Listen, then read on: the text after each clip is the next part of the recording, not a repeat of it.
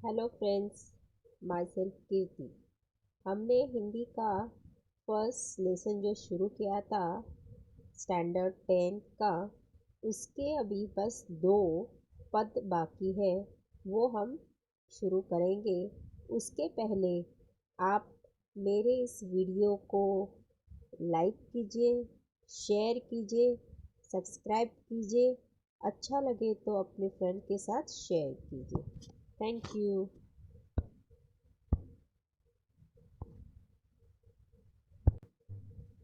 तीसरा पद।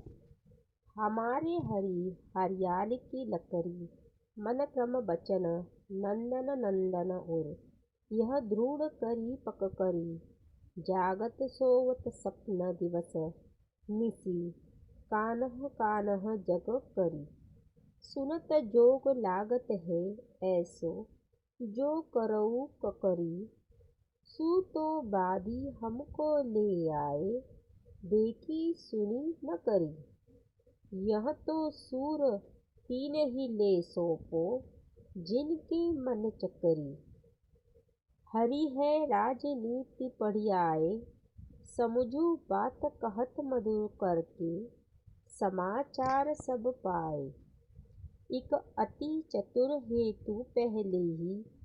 अब गुरु ग्रंथ पढ़ाए, बड़ी बुद्धि जानी जो उनकी। जोग संदेश पढ़ाए, उधो भले लोग आगे के। पर हित डोलत धाए, अब अपने मन फेर पाइए। चलत जू हूत चुराए, ते क्यों अनीति करे आपुन। जे और अनीति छुड़ाए, राज धर्म तो यह सूर जो प्रजा न जाई सताए। जैसे हमने अभी पद तीसरा और चौथा पढ़ लिए हैं, इसके अब हम शब्दार्थ समझ ले। उत उत मतलब उधर, वहाँ। धार योग की प्रबल धार। जब हम किसी के योग के लिए, उसके मिलने के लिए, योग मतलब मिलने की चाह रखते, वो उनकी प्रबल है। धीर धैर्य, धैर्य भी है। मर्यादा मर्यादा मतलब मर्यादा, प्रतिष्ठा। हारिल हारिल एक पक्षी है जो अपने पैरों में सदैव एक लकड़ी है, उसे छोड़ता नहीं। जिसी तरह यह भी गोपियाँ हैं जो कृष्ण को छोड़ती नहीं, इसलिए उस पक्षी की तुलना इन गोपियों के साथ की गई है। नंदा नंदन उर पकड़ी, इसका मतलब है नंदन के नंदन, मतलब उनके पिताजी का नाम नंदन, उसके नंदन कृष्ण को हमें भी हृदय में बसाकर कस के पकड़ा हुआ है। हमने भी, जैसे उनके पिता ने उनको अपने से हृदय में कस के बसा के रखा, उसी तरह हमने भी हमारे हृदय में उनको कस के बिठा कर रखा है।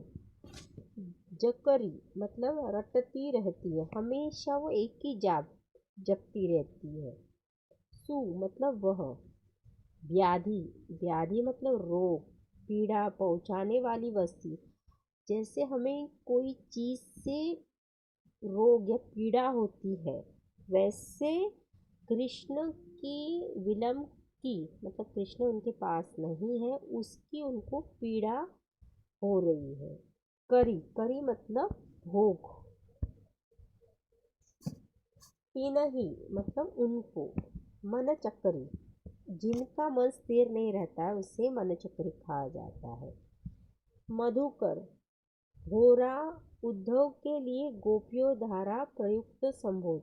मधुर जो हमारे हनी बीज होते हैं, मधुमक्खी जो फूल के यहाँ का मध लेके वो बनाती, उसी तरीके से हम भी तुम उसके तरह हो जो हमें आज समझाने आए। हुते मतलब थे, पठाए मतलब भेजा, इसलिए तो तुम्हें उन्होंने भेजा है। आगे के, पहले के मतलब पहले से। परहित मतलब दूसरों के कल्याण के लिए, दूसरों के कल्याण के लिए।